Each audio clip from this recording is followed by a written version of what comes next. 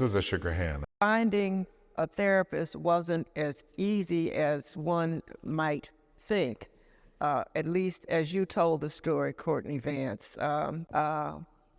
Guide us through some of that journey and what the appropriate therapist for you, what it took to find. It's a journey. It's but pain is a journey. I had no idea I needed to be in therapy.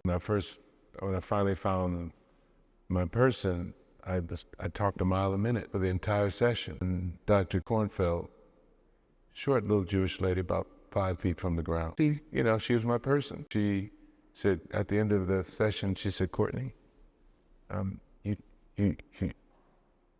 don't have to tell me everything today." But I had no idea what it was about. Robin, I thought I was supposed to, have a black therapist, and I sat with this black woman who looked very, pulled together, and I sat there in her office for about 46 minutes. 46 minutes, and she said, she didn't say anything. I looked at her, she looked at me, and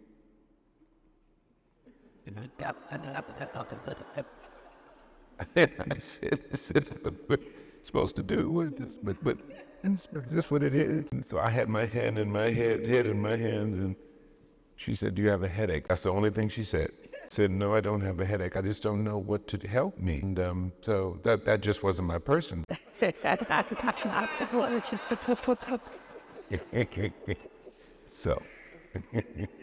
So I came back from taking care of my sister, and I taking care of my mom, and I came back to 6 Degrees of Separation, the Broadway show I was doing for a year and a half, and I came back in, and in between shows on Wednesdays and Saturdays, I went and got massages.